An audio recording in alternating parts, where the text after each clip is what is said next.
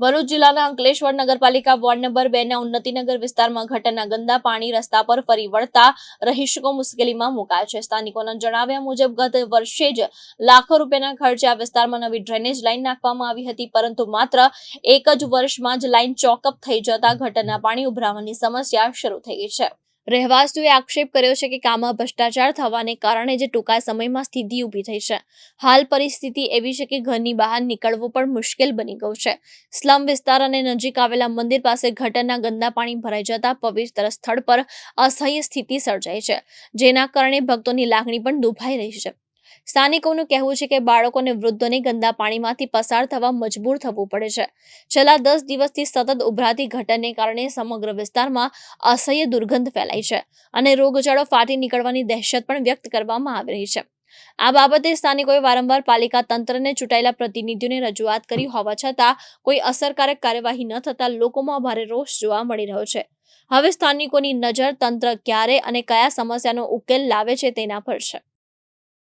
ઉન્નતિનગરની સામે છે એક આ મેલી માતાનું મંદિર આવે છે, તૈગાત છે, વર્ષોથી પાણી ઉભરાતું છે। છોકરાઓ એટલા બધા બીમાર પડે છે, એટલે તક કે અમારે એટલું ઠેકીને આવવું પડે। તમે જોઈ શકો છો કે અત્યારે બી છે ને તો આટલે પાણી ઉભરાતું છે। હવે અમારે કેવી રીતે ઘરમાં જવાનું, આવા પગ લઈને ઘરમાં જવાનું, છોકરાઓ બીમાર પડતા છે પણ કોઈ જોવા નહીં આવતું। જ્યારે બી વોટ લેવા આવે તારકે કે થઈ જશે એટલે તકી રોડનું કામ બી એવી રીતના રહી, એટલે તકી જોયા અમે તો એ ફોટા મૂકેલા અને પછી બદલાવ્યું, તે છતાં બી છે ને તો કોઈ કામ નિકાલ આવતું નથી। જ્યારે બી જોઉં ને ત્યારે છે ઉન્નતિનગરનું કોઈ કામ થતું નહીં ને સોસાયટી થાય છે ને તઈ રોડ બી બનતા છે, એટલે કોઈ જોવા તક નહીં આવતું। જ્યારે વોટ આવે, જ્યારે ચૂંટણી આવે ત્યારે છે ને લેવા બધા આવ્યા કરે અને પછી આવી રીતે કહે કે તમારું કામ થઈ જશે, પણ અમારું કોઈ જોવા આવતું નહીં। અમારું કોણ બેલી થશે? છોકરા કોઈ બીમાર બી થાય તો કોને એનું કોઈ બેલી થશે? કોઈ જોવા તક નહીં આવતું ને।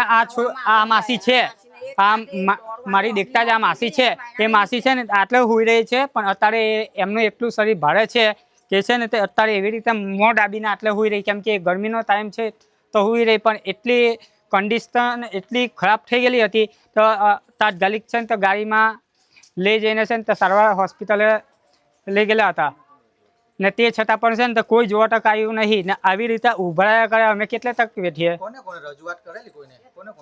બધાને રજૂઆત કરેલી હતી, એટલે તકી મારા મોબાઈલમાં છે ને તો ફોટા બી મોકલાવી આપેલા હતા કે આવી રીતે થાય, એટલે તકી નગરપાલિકામાં બી અમે ગયેલા હતા કે આવી રીતે થાય છે, પણ કોઈ જોવા આવ્યું નથી ને ખાલી જોઈને ખાલી જતા રહે, બીજું કશું કંઈ કરતા નથી। ને જ્યારે વોટ આવે તારે કે ચૂંટણી આવે તારે કે આને આપજો ને તેને આપજો, એવી રીતના કહે ને બાકી કોઈ જોવા નહીં આવતું ને કોઈ અમારું કોઈ બેલી નહીં થતું। હું તારફળિયા અંકલેશ્વર ઉન્નતિનગરમાં રહું છું।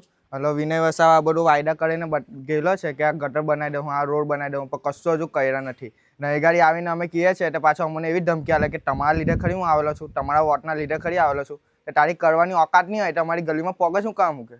તો આટલા ટાઈમથી વાયદા બતાવે છે, આજે કેટલા વર્ષથી આવી ગટર ઉભરાય છે, રોડ નહીં બનાવતો કંઈ નહીં, તારી ઓકાત નહીં આવી તો હું કરવા તો એ ગાડી આવતો હે, તું એ તારા રૂપિયા આવ્યા હે લોકોને બંગલો બનાવી દીધો અને આ ભાડેથી આપી દીધો, એ બંગલો બનાવે એ બી ભાડેથી આપી દીધો। ત્યાં ગરીબો સાઈડ જો હવે મંદિરે બધું કેટલું પબ્લિક દૂરનું આવે છે ને લોકો બધી વાતો કરે કે તમારા મંદિર હોય આટલો બધો ગજવાળો, તમે તારું જ નામ લઈએ છે, ત્યાં વિનય વસાવા અમારું કશું કરતો નહીં, એ ચોર છે।